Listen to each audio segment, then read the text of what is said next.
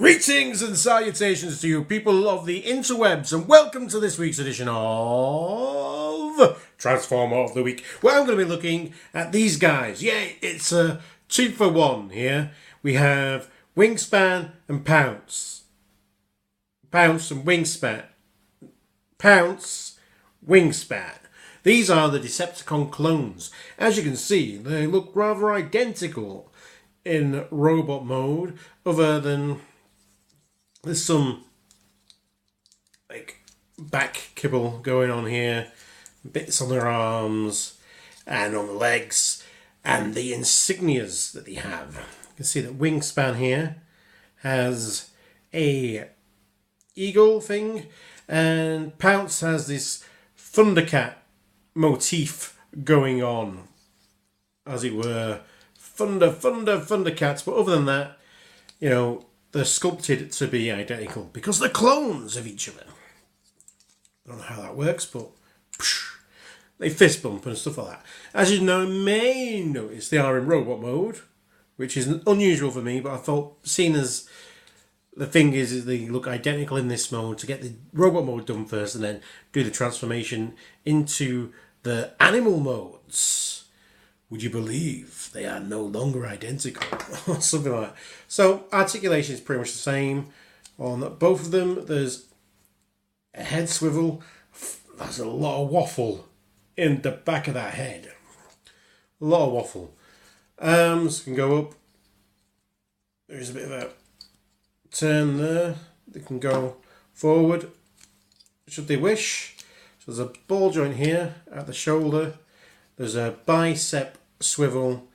There's a curl at the elbow, and it's a ball joint, so you can swivel it there as well. But that swivel is looser than that swivel, so unless you need to grab hold of that to give it a good twist. Nothing at the wrist. There's a 5mm port hands, so they can hold a range of weapons. They don't come with any, but they can hold a range of Transformer weapons. No waist swivel. Ball joint at the leg. It's got a nice cut on it, so it'll give you a good range of motion. You know, full forward. Backs can go all the way back. If it gets a lot of junk gets in its way, it can go all the way to the side. There is a split of the crotch that's for transformation, so if you wanted to go even further into the splits, it can do that. Thigh swivel and a very deep knee bend. Nothing at the foot, but we're not going to really expect that Hasbro Takara figure of this size class. They're on the larger size of the Legend scale. Wingspan's got a little bit looser on his legs there, you know, a little bit loosey-goosey there, but, you know, Wingspan's alright there. He doesn't move around a bit, but, you know, Pounce does. You can see, you know, Wingspan's got some stuff in his arms, which means Pounce ends up with big holes there. Pounce has some big things in his feet there. So Wingspan ends up with some holes there. So, you know, you have the gaps, and there is, like, yeah, like I say, that back of that head waffling, man. That is absurd. Transformation. So, what we want to do is turn this guy's head round. Get these, turn them down like so, and these kind of just rest here. They don't really peg into anything. Then we get the legs. We use that split there to split them all the way. Turn them. Let's see. At the thigh. Click that into place. Move out that wing. So again, move that all the way up here. Turn them there. That will. So we turn it there. Make sure it turns at the thigh, not at not the hip, as it were. Pull that out. Lower those tail feathers, lower the head. And there we have the eagle, bird, falcon thing of Wingspan. Now we take Pounce, and again, kind of turn him at the thigh here. I think we do turn him at the thigh. Pull out these legs, pull down this tail, move these arms all the way in, unfurl these legs, turn him round at the head, move that down, and there we have Pounce. So yeah, so from identical robots to make very different animals. This is a cat and this is a bird. They are natural enemies of each other, or dinner, or something. As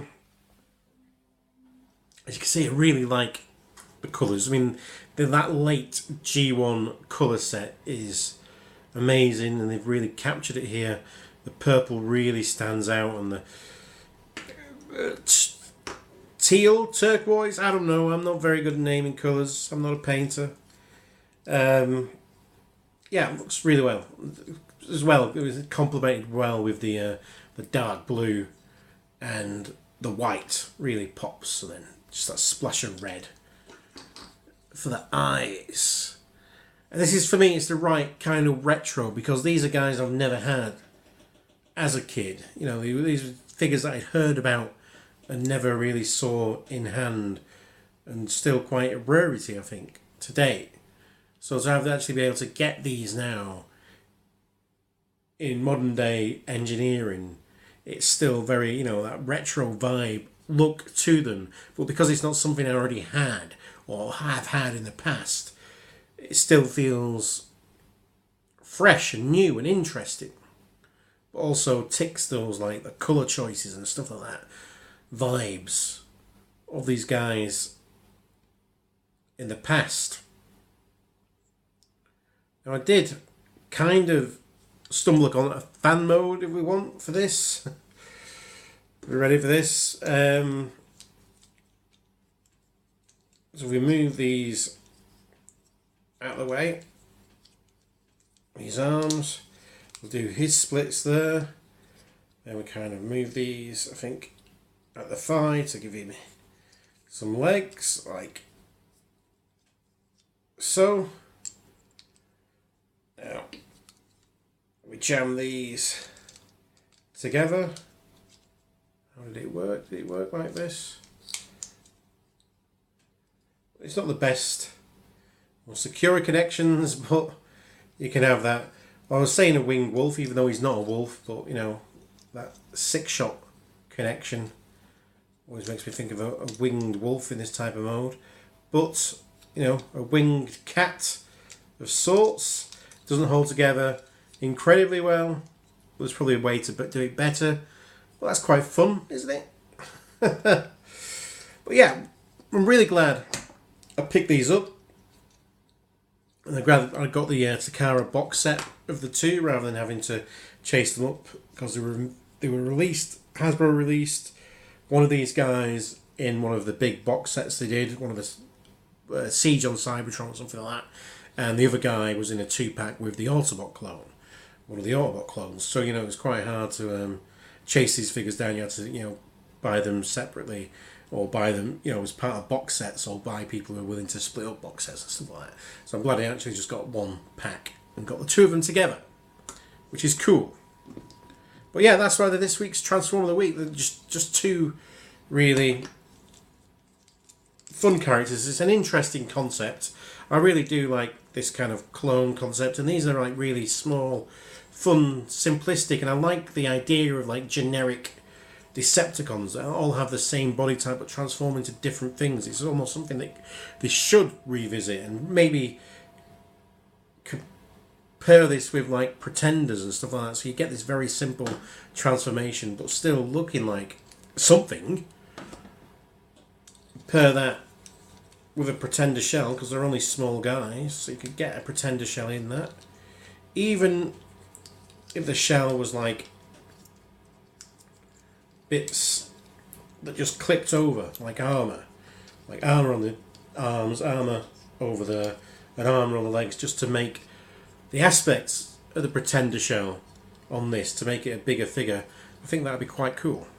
But yeah, enough of my just random musings and things and stuff. Let me know what you think below, you know, all the good stuff and the bad stuff. I embrace it all because, you know, freedom is the right of all sentient beings. And on that note, be excellent to each other. Party on, dudes. And because you deserve it, let's bump, shall we? Bestow! Visto!